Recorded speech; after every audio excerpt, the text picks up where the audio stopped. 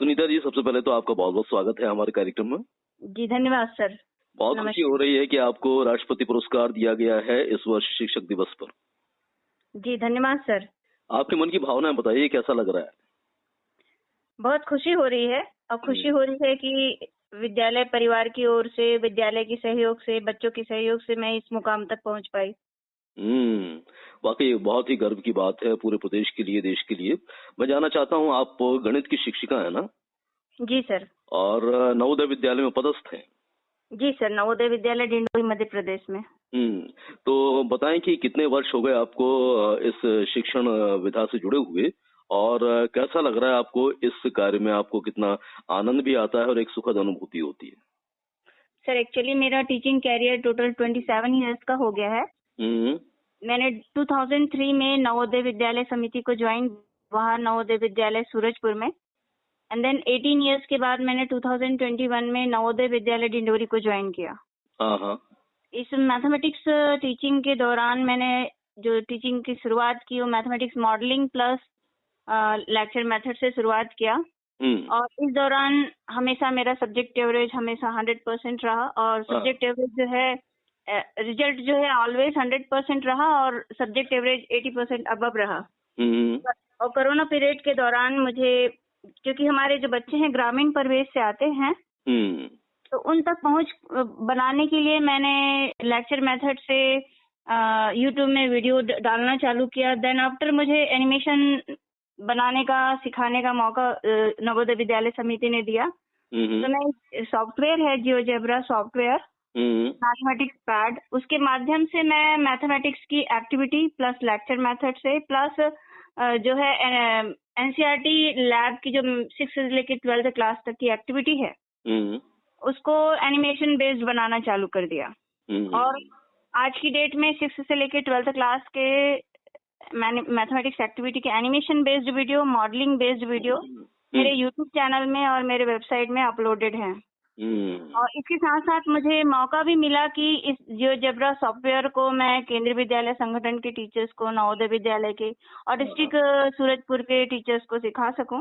और साथ ही साथ आसपास डिंडोरी के आसपास के जो क्षेत्र है, बीएड कॉलेज है जैसे मैकल सुता महाविद्यालय, सेंट एलाइसिस कॉलेज में भी मैंने इसका प्रशिक्षण को दिया है सर।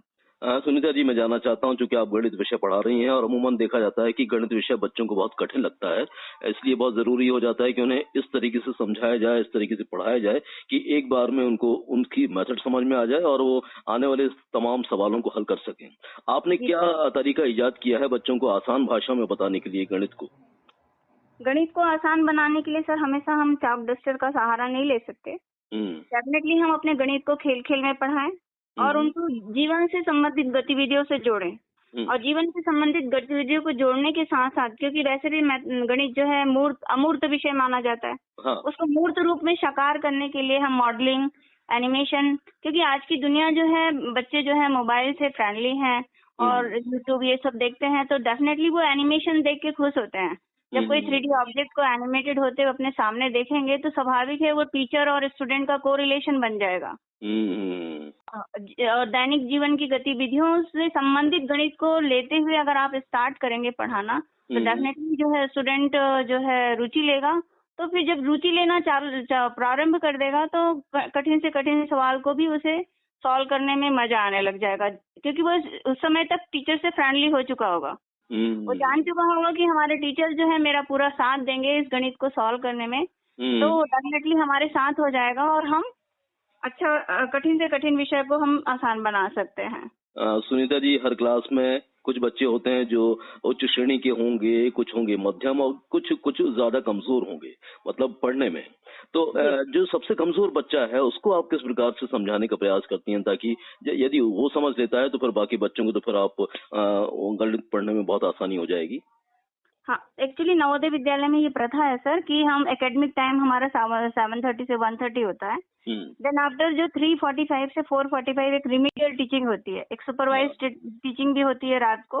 तो उस दौरान हम अपने कमजोर बच्चों को अपने साथ लेते हैं और उस दौरान जब हम कमजोर बच्चों को साथ लेते हैं, उनकी कहाँ समस्या है, क्या है, इस दौरान हम बात करते हैं, तो सेपरेट जब जिस भी टॉपिक में उसको जो जरूरत है उसको समझा दिया, तो वो स्वाभाविक है कि हमारे उच्च श्रेणी बच्चों के साथ धीरे धीरे शामिल होते चले जाता है।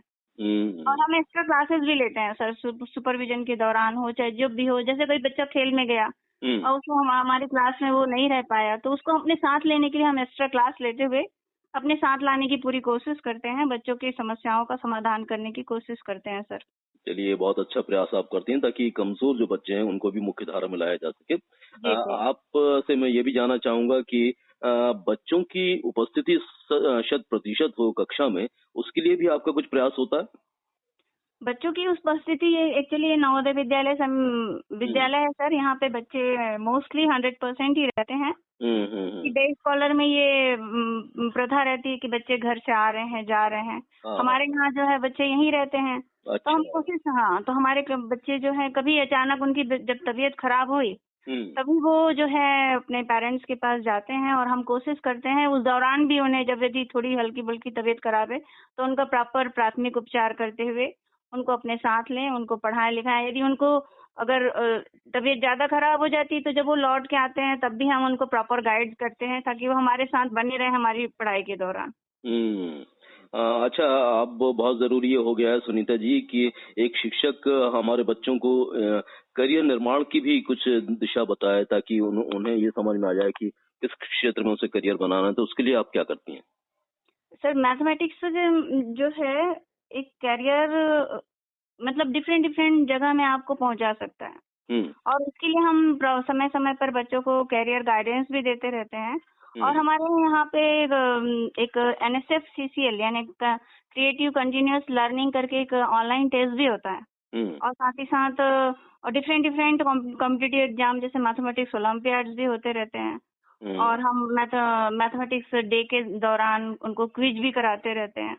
तो ये सब जो क्रिएटिव थिंकिंग लर्निंग के जो क्वेश्चंस हम बच्चों को समय समय पर देते रहते हैं, जिससे उनका जो प्रॉपर जो है उनका जो कैरियर में के बारे में भी उनको जानकारी देते रहते हैं, कैरियर काउंसलिंग भी करते रहते हैं। तो इस प्रकार बच्चे अपने बारे में वो जान जाते हैं कि हमें किस दिशा में जाना है।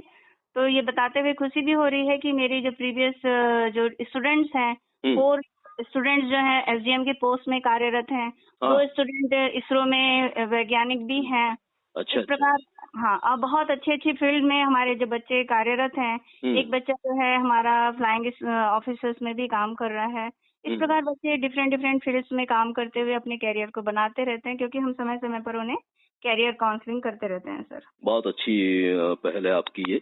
सुनीता जी, आप को अभी राष्ट्रपति अवार्ड से तो सम्मानित किया ही गया है। उस माहौल के बारे में बताएं कि तकरीबन कितने शिक्षक थे, और राष्ट्रपति महोदया ने जब आपको सम्मानित किया तो क्या आलम था, आपको कैसा लगा, क्या अनुभूति थी? एक्चुअली इस बार जो राष्ट्रीय शिक्षक पुरस्कार के दौरान टोटल 82 शिक्षक शामिल हुए थे, जिसमें 50 टीचर्स जो थे स्कूल एजुकेशन से रिलेटेड थे, 16 टीचर्स जो थे हायर एजुकेशन से रिलेटेड थे, और 16 जो टीचर थे स्किल डेवलपमेंट से रिलेटेड थे सर। तो इस प्रकार हमें इन 3 दिन का वो प्रोग्राम था, उन्होंने फर्स्ट डे उन्होंने हमें रिहर्सल कराया, देन 5 सितंबर को हमें माननीय राष्ट्रपति महोदय के हाथों से पुरस्कार मिला, एंड देन 6 सितंबर को हमें माननीय प्रधानमंत्री नरेंद्र मोदी जी से भी मिलने का मौका प्राप्त हुआ। और साथ ही साथ 5 सितंबर की रात को जो है हमारे शिक्षा मंत्री धर्मेंद्र प्रधान जी के साथ, राज्य शिक्षा मंत्री जो है जयंत चौधरी जी के साथ, और सुकांत मजूमदार जी के साथ, इस प्रकार जो शिक्षा के सचिव हैं उन सभी के साथ, NCERT के डायरेक्टर हो या NVS के चेयरमैन सर हो, नीपा के डायरेक्टर्स हो, इन सभी के साथ हमें एक डिनर लेने का मौका भी मिला। तो इन सभी एक्टिविटी के दौरान सर हम प्रफुल्लित थे। आप प्रफुल्लित उस दिन भी हुई होंगी जब आपका प्रधानमंत्री श्री नरेंद्र मोदी से साक्षात्कार हुआ। जी सर, बहुत ही वो भी काफी रोमांचित करने वाले पल होंगे ना आपके लिए? वो हमारे लिए बहुत ही हर्षित और गौरवान्वित करने के पल थे, क्योंकि माननीय नरेंद्र मोदी जी हमेशा शिक्षा को डिजिटल के सिनारियों में ले जाना चाहते हैं। हमेशा वो परीक्षा पे चर्चा इस प्रकार के प्रोग्राम ऑर्गेनाइज करते रहते हैं कि वो टीचर और स्टूडेंट से हमेशा जुड़े रहते हैं।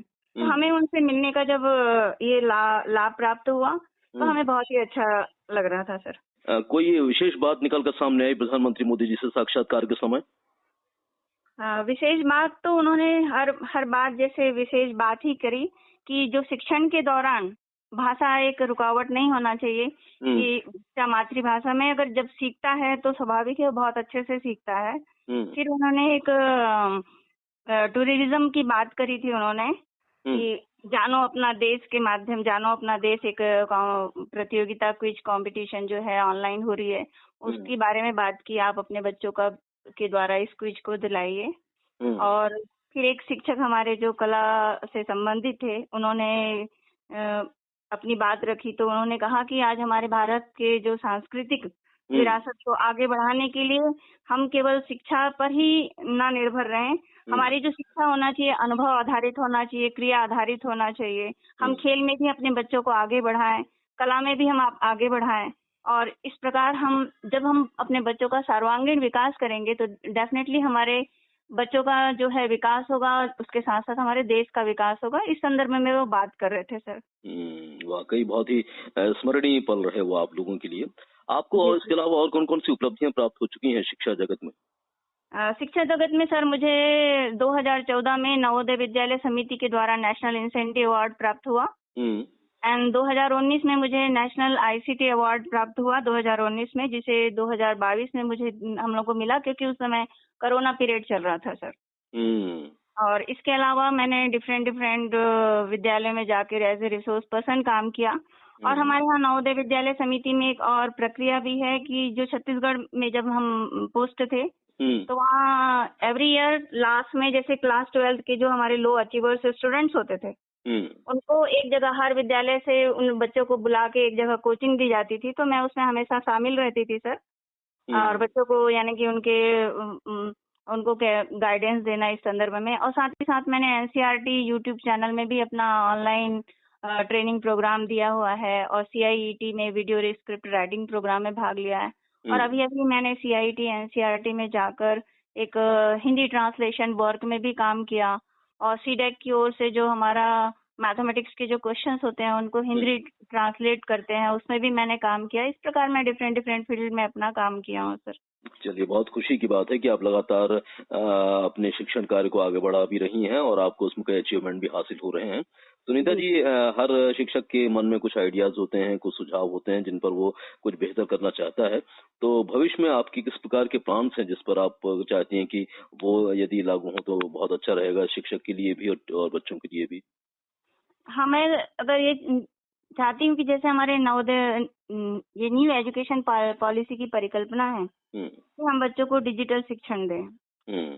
अगर हम डिजिटल शिक्षण देना चाहते हैं तो उसके साथ साथ पहली चीज ये होना चाहिए सर कि देश में जितने भी हमारे स्कूल्स हैं उसमें शिक्षकों की भर्ती प्रॉपर की जाए। एंड दूसरा नंबर, हम अगर शिक्षकों की भर्ती जब हम करेंगे उसके बाद हर जगह डिजिटल इक्विपमेंट भी वहाँ पे प्रोवाइड करा जाए बच्चों को। और डिजिटल इक्विपमेंट के साथ साथ उनको स्कूल में हमारी प्रयोगशालाएं भी हो, जैसे हमारे मैथमेटिक्स में अगर मैथमेटिक्स लैब हो, मैथमेटिक्स गार्डन हो और डिफरेंट उसमें इक्विपमेंट हो और टीचर को उससे संदर्भित अगर ट्रेनिंग दिया जाए तो निश्चित ही हम जो NEP में परिकल्पना करते हैं वो साकार होगा। बिना शिक्षक और बिना संसाधनों के एक शिक्षक जो है या बच्चे जो है आगे नहीं बढ़ सकते हैं। तो संसाधन हो हमारे देश में, हमारे शिक्षक हो हर जगह, तो निश्चित ही हमारा देश आगे बढ़ेगा। अच्छा, विद्यार्थी और शिक्षक के संबंध बहुत बेहतर हों, इसके लिए आपका क्या सुझाव है? जैसे कि मैं गणित शिक्षिका हूँ और सभी लोग सोचते हैं कि गणित का जो शिक्षक है एक मतलब गुड नेचर का होता है। और मैंने हमेशा कोशिश किया इस परिकल्पना को तोड़ने की कि बच्चों से जब तक हम अपनापन नहीं दिखाएंगे तो बच्चे हमारे करीब नहीं आ पाएंगे, वो हमसे प्रश्न पूछने में घबराएंगे। अगर बच्चा हमसे प्रश्न पूछने में घबराता है, हमसे बात करने में डरता है, तो हम अपने ज्ञान की पहुंच उस तक निश्चित ही नहीं पहुंचा सकते हैं। तो हमें हमेशा कोशिश करना चाहिए कि बच्चों को सबसे पहले अपनेपन की भावना के साथ उनको करीब लेके आए और बच्चा हमसे प्रश्न पूछ सके, हम उनके जवाब दे सके। जब ऐसी परिस्थितियां हम कक्षा में निर्माण करेंगे तो डेफिनेटली हमारे बच्चे आगे बढ़ेंगे सर। चलिए, बहुत बहुत शुभकामनाएं सुनीता जी कि आप लगातार ऐसे ही उपलब्धियां अर्जित करती रहें और बच्चे आप के माध्यम से एक बेहतर दिशा को प्राप्त करते रहें। हम ऐसी कामना करते हैं। इतना समय देने के लिए आपका बहुत बहुत धन्यवाद। धन्यवाद सर आप लोग का भी। तो